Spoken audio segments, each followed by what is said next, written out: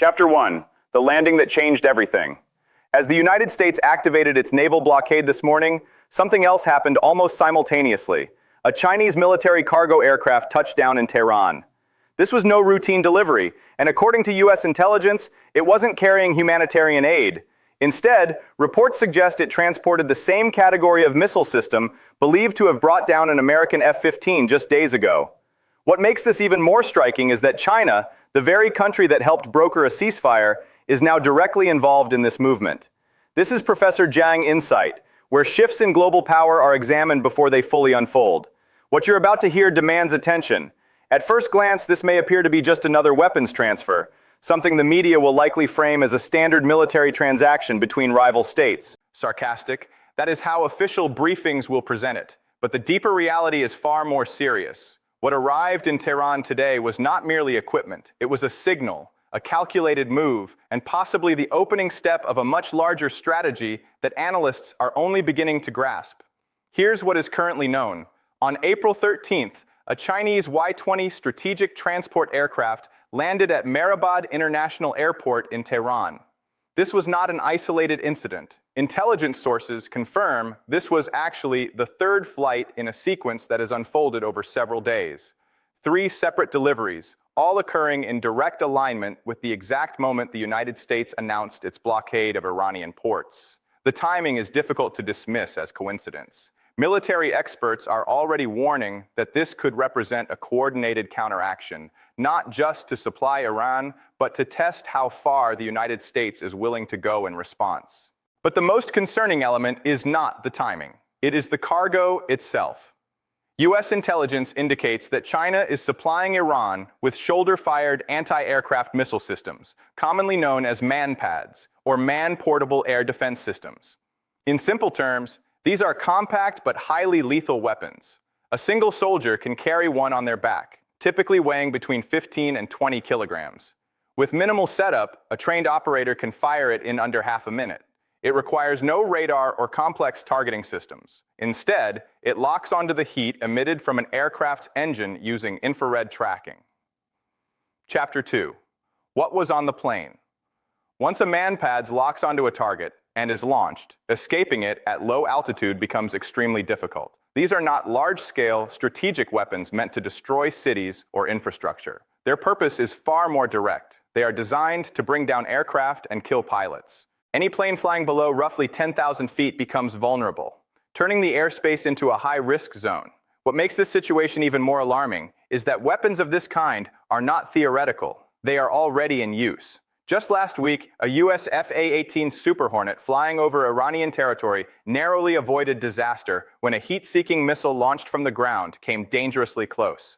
The pilot survived, and the incident was initially kept classified, though it eventually surfaced. Shortly after, a more tragic event occurred. A U.S. F-15 was shot down, and the loss was publicly confirmed by President Trump, who stated that the aircraft had been hit by a shoulder-fired, heat-seeking missile.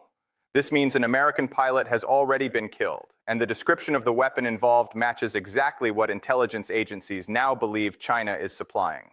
The critical question remains unanswered in Washington. Was the missile that downed the F-15 part of an earlier Chinese shipment? If so, then this is no longer about a potential future threat. It is already happening. Chinese-made weapons may have already been used in combat against U.S. forces, and additional shipments are still arriving. This development changes the entire risk landscape. Previously, Iran's air defense systems were considered limited and somewhat outdated. Fixed missile batteries and radar installations can be identified, targeted, jammed, or destroyed.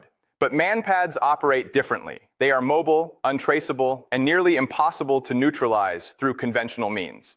They can be hidden in vehicles, carried by individuals, and launched from virtually anywhere, rooftops, hillsides, or even urban streets.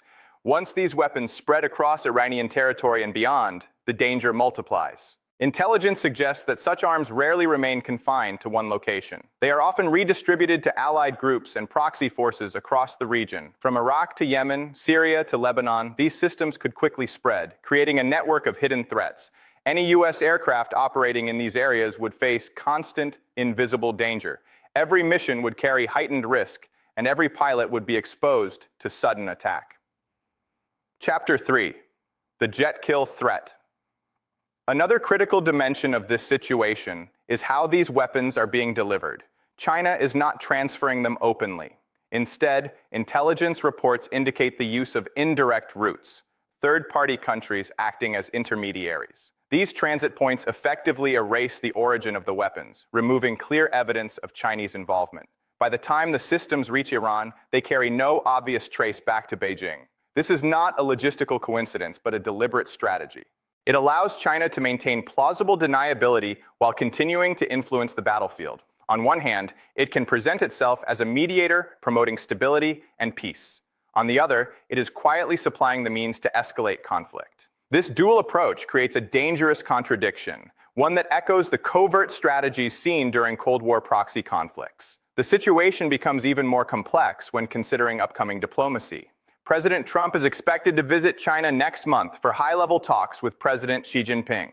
These discussions are intended to ease tensions and address ongoing economic and strategic disputes. Yet at the same time, as preparations for this summit continue, evidence suggests China is enabling the very forces opposing the United States militarily. This contradiction lies at the core of current U.S. foreign policy challenges. The United States is preparing for dialogue with a nation that may simultaneously be undermining its military operations. In response, President Trump has issued a warning. Any country supplying weapons to Iran could face immediate 50% tariffs.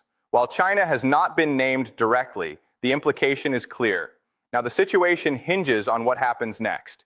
If the tariffs are enforced, it could trigger a renewed and intense economic conflict between the United States and China, disrupting global markets and supply chains while both nations are already dealing with military tensions.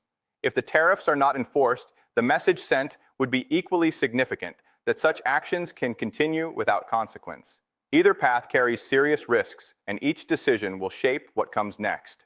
Chapter 4: China's Hidden Strategy. Every U.S. pilot flying over Iranian airspace now operates under a new reality: the possibility that Chinese-made manpads are already in enemy hands. And with more shipments reportedly arriving on scheduled flights, the original purpose of the U.S. blockade begins to lose credibility. What was meant to pressure Iran starts to look ineffective when a global power with deep economic ties to Washington is simultaneously maintaining a steady flow of weapons into the region without being stopped. At this point, several possible responses come into focus, and none of them are reassuring. One path is military escalation instead of economic retaliation. The United States could begin tracking or intercepting Chinese cargo flights, reposition naval forces, and send quiet but firm warnings to Beijing through diplomatic channels. But such actions carry risk. If China refuses to back down, and it likely would, since doing so could signal weakness to other global players, the situation could quickly shift from tension to direct confrontation. This would no longer resemble a trade dispute, but rather a potential military flashpoint between two major powers. Another option is to move forward with diplomacy while trying to address the issue behind closed doors. President Trump could proceed with his planned meeting with Xi Jinping, raising the weapons transfers privately while maintaining a public image of cooperation. But this approach has its own consequences. If no real commitments are made and the deliveries continue, it risks portraying the United States as tolerating actions that directly threaten its own forces. The political cost at home would be significant, and the message to adversaries abroad would be even more damaging, that U.S. red lines can be ignored without consequence. Then there is the most troubling possibility, that there is no good option at all. Not because the United States lacks power, but because every available tool carries serious downsides. Economic pressure risks escalation into a broader conflict with China. Military action could spiral beyond control. Diplomacy may require compromises that weaken the credibility of U.S. strategy. Each path leads to a more complicated and potentially dangerous outcome. In this sense, every move becomes a kind of trap. This leads to a deeper strategic understanding that analysts are now beginning to highlight. China may not be trying to win this confrontation outright. Instead, it may be aiming to prolong it. The longer the United States remains tied down in a sustained standoff with Iran, the more it drains American resources, attention, and political energy. Every lost aircraft, every casualty, and every escalation becomes a domestic and international burden for Washington. At the same time, this prolonged focus on the Middle East diverts attention from other critical regions, particularly the Indo-Pacific, where China's long-term strategic priorities lie. The objective may not be direct victory, but gradual exhaustion. By sustaining pressure through indirect means, China can shape the broader strategic landscape without engaging in open conflict. The delivery of manpads fits into this approach. These are not decisive war-ending weapons. Instead, they are tools of attrition, systems designed to slowly increase risk, raise costs, and create ongoing instability. Intelligence assessments suggest that such strategies have historical parallels, where prolonged low-intensity conflicts weakened even the most powerful nations over time. U.S. military forces are not unprepared for this type of threat. Over the years, they have developed countermeasures such as flare systems, electronic defenses, and tactical flight adjustments to reduce vulnerability. These methods help, but they do not eliminate the risk. The nature of manpads is inherently asymmetric. A relatively inexpensive weapon operated by a single individual can destroy an aircraft worth tens of millions of dollars. The imbalance is clear, and now that imbalance appears to carry a Chinese connection. This fundamentally changes the operational environment. Before these developments, U.S. commanders had a relatively clear understanding of Iran's air defense capabilities. Known radar systems, fixed missile sites, and established patterns could be monitored and countered. The threat was serious, but it was predictable. Now, that predictability is gone. Chapter 5. No easy U.S. response. The introduction of mobile, hard-to-detect missile systems breaks the existing strategic framework. Unlike traditional defenses, these weapons cannot be mapped or easily targeted. Once distributed, they become nearly impossible to track. By the time they are in the hands of fighters operating in remote terrain or urban environments, there is no practical way to eliminate the threat through conventional strikes. The situation becomes even more complex when considering how these weapons are likely to spread. Analysts point to the role of Iran's Islamic Revolutionary Guard Corps, IRGC, which operates its own extensive network separate from the formal military structure. This network connects to various allied groups across the region, including forces in Lebanon, Yemen, Iraq, and Syria. These are not loosely organized factions. They are experienced, well-equipped groups with years of combat experience. If manpads enter this distribution system, they will not remain confined to Iran. Instead, they will quickly appear across multiple conflict zones. In Yemen, they could threaten U.S. naval aviation over the Red Sea. In Iraq, they could target coalition aircraft. In Lebanon, they could pose risks to Israeli operations. A weapon delivered today could be active thousands of miles away within weeks. This creates a much broader strategic challenge. The issue is no longer limited to a single country or battlefield. Instead, it forms a network of interconnected risks spanning an entire region. Some analysts describe this as a triangular dynamic involving Washington, Beijing, and Tehran, each influencing the others through a mix of military, economic, and diplomatic actions. Within this structure, pressure from the United States on Iran can push Tehran closer to China. At the same time, Chinese support increases Beijing's leverage in its broader relationship with Washington. Meanwhile, the U.S. effort to manage its relationship with China can limit how aggressively it responds to Iran. The result is a self-reinforcing cycle, where each move by one side strengthens the position of the others in unexpected ways. In this environment, decision-making becomes increasingly difficult. Every action carries consequences that extend beyond the immediate situation, affecting global relationships and long-term strategy. What began as a regional conflict is now evolving into something far more complex, one where military, economic, and geopolitical factors are tightly intertwined. Each side in this triangular dynamic reinforces the others. Every move made by one actor makes the most aggressive response from the others seem more justified. This is not a situation that resolves quickly or cleanly. It is a system that feeds itself. And when you look closely, China's position within this system is remarkably strategic. Beijing has placed itself in two roles at once. On the surface, it presents itself as a peacemaker, the nation that helped broker a ceasefire, that calls for dialogue and stability. But beneath that image, it is also sustaining Iran's ability to resist by quietly supplying critical weapons. This dual-position strategy gives China influence on multiple fronts. Across the global south, in the Arab world, and among non-aligned nations, it earns recognition as a force for diplomacy. At the same time, in the actual balance of power, it ensures that the conflict continues in a way that serves its long-term interests. It is a calculated approach, one that some analysts might call a diplomatic success, if not for the human cost attached to it. And that cost matters, especially within the United States. Domestic audiences do not typically analyze complex geopolitical structures. They react to visible consequences. The death of an American pilot, especially if linked to a weapon with Chinese origins, would have a profound political impact. Even if that weapon passed through multiple intermediaries and carried no clear markings, the narrative would be powerful. If that story fully takes hold in the media, the pressure on U.S. leadership to respond decisively would become overwhelming. Yet, as already explored, every possible response carries serious risks. There is another critical layer to this situation that often goes unspoken. The ceasefire that China helped establish was meant to create space for diplomacy, a pause that could lead to negotiation. However, the agreement lacks any real mechanism that holds China accountable for maintaining it. Beijing helped shape the deal, but it does not bear direct responsibility if the terms are stretched, ignored, or quietly undermined. If violations occur, China can simply call for calm, encourage dialogue, and continue its activities without facing immediate consequences. In that sense, the structure of the ceasefire allows China to gain credit for promoting peace while still preserving full strategic flexibility. Whether intentional or not, it creates a framework where diplomacy and escalation can exist side by side.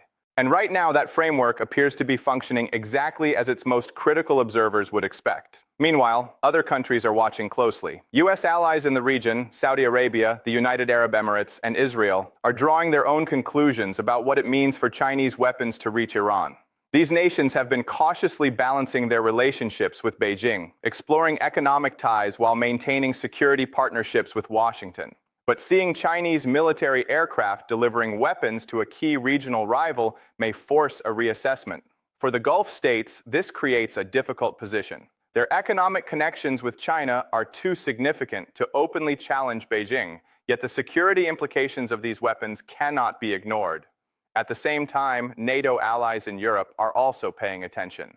What they see is a China willing to involve itself, indirectly but meaningfully, in an active conflict on the side of a U.S. adversary. This raises broader questions. If China is prepared to act this way in the Middle East, using indirect supply routes, maintaining plausible deniability, and continuing diplomatic engagement simultaneously, what might it be willing to do in other regions? What does this imply for Eastern Europe, for the Indo-Pacific, or for any area where U.S. and Chinese interests overlap? What is happening now will likely be studied for years to come, not because of the specific weapons involved, but because of the strategy behind them. It reflects a model of competition where influence is exercised through multiple channels at once: economic, diplomatic, and military, without crossing clear lines that would trigger direct confrontation. China is not openly engaging in war, nor is it launching attacks. Instead, it is operating within formal relationships and legal gray areas, while the outcomes of those actions still carry strategic consequences.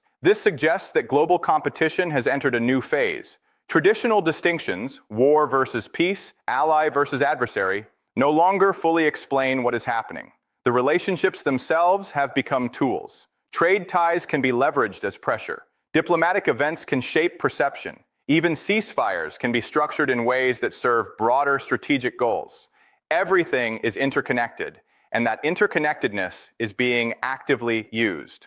Looking ahead, the next few weeks will be critical. President Trump will face a highly visible decision on whether to enforce the proposed tariffs against China. That choice will send a signal not only to Beijing, but to allies and adversaries alike. It will influence how future U.S. warnings are perceived, how Iran's supply lines evolve, and whether the planned summit between the two leaders proceeds, and if it does, what it represents. There is no neutral path forward. Every decision carries weight, and every outcome will shape the next phase of this situation. The balance of power has not dramatically shifted yet, but it is moving, quietly and steadily, one cargo flight at a time. And at the center of this shift is not a massive weapons system or a dramatic military strike. It is something much smaller, a portable missile, light enough to carry, guided by heat, and nearly invisible until the final moments before impact. That is the weapon changing the dynamics of this conflict. That is what arrived in Tehran, and it was sent by a country that, in just weeks, will be sitting across the table from the United States in high-level talks. So the real question becomes this: what does it mean when diplomacy and conflict operate side by side? What does it mean when agreements create space not just for peace, but for continued competition? And what happens when the most consequential actions are the ones taking place quietly, out of sight, while official narratives suggest stability? The answers to those questions will determine whether this remains a regional issue or evolves into something much larger. Stay informed, keep watching, and understand that this story is still unfolding.